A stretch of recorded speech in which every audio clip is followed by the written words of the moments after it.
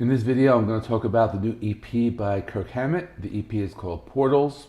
It's an all-instrumental. There's 4 songs, and it was one of the most sought-after releases for a Record Store Day on April 23rd. Now, I don't have the vinyl, but if you want to check out a cool unboxing video, check out the other JC at the Flipside community. He just did an unboxing video of this. So I'm going to be talking more about like the music in this video. So what you need to know that it is all instrumental. It's not thrash metal like Metallica. It does have lots of heavy elements like in the composition. There are a few parts that are like reminiscent of some of the work in Metallica, but he's a lead guitarist, so the songs do have lots of melody, lots of textures, atmospheric passages, and these like beautiful soundscapes. The first song is Maiden and the Monster. Now, it's very interesting. It starts slow and kind of comes off as like those like thrash ballads, you know, when you think about it, you know. And these song titles are really like aptly titled because it says like the Maiden and the Monster. And you know, my interpretation is that it's like some like softer melodic atmospheric passages, but then you hear these like really like low distorted down tune notes, like these like boom, you know, these really like deep like thick notes. I kind of reminded me of that band like Cult of Luna. They like to use those notes. But as the song progresses, you hear these like melodic passages, and they're followed by like these distorted notes, and they kind of like balance each other out. Now that whole like soft and light reminds me of like the soft being a maiden, and like these like dark notes being like the monster. It kind of reminds me of like if you close your eyes and picture like a silent movie playing in your head, like this maiden being pursued by this like evil monster. Now towards the end of the song, he does play some like melodies, kind of like a sound similar to like those Metallica solos. You know, he does use the wah-wah pedal a little bit, but you know, he doesn't use it that often on this EP. Now next is the Djinn. Now going into the song, I had to kind of look up what is a Djinn, kind of to help me understand like, you know, the meaning behind the song. So it's actually like this like mythical creature from Arabian and Islamic cultures. Now there are some different interpretations. Like one, the Djinn is like a genie, or the other one is like a demon. So with that in mind, you start to understand how the song kind of makes sense. Like there are these like Middle Eastern vibes to the song. There's some violin passages. There's one part in the middle. It actually reminded me a little of like the middle of like Master of Puppets, like that interlude part. I thought that was pretty cool. And another one of those songs where you just like close your eyes and you do like imagine like this like menacing like monster.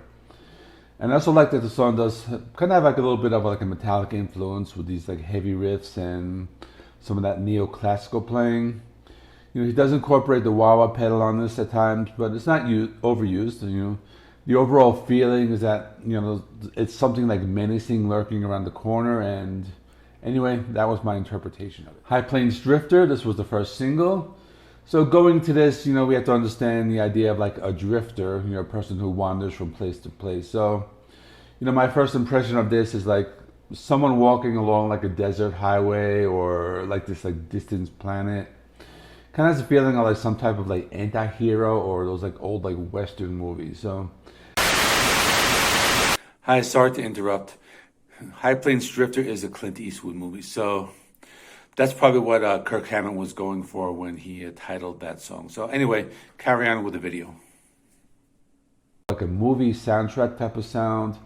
You know, lots of these like peaks and valleys. The song's not very heavy, but it is kind of like has that darker tone. Has very full sound and like lots of like softer and harder parts.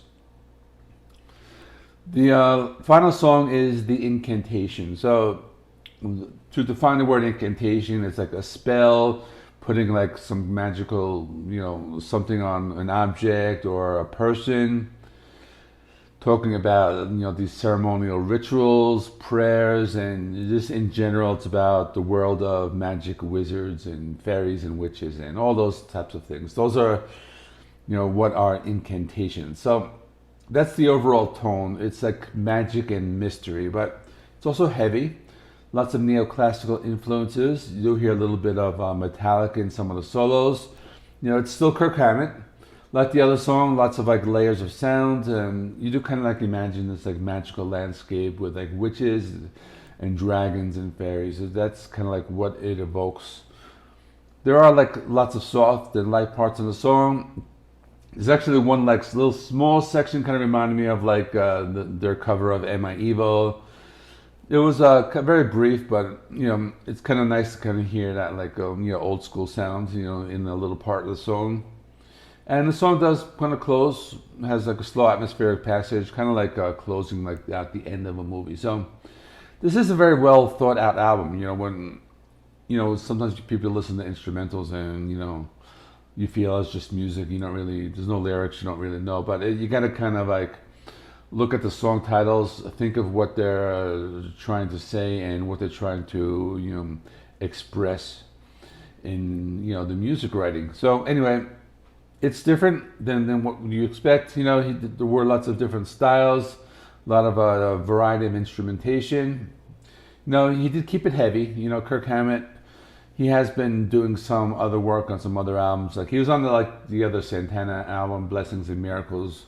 That one was released last year, but on this EP, he was able to incorporate like different styles, and he still kept it heavy.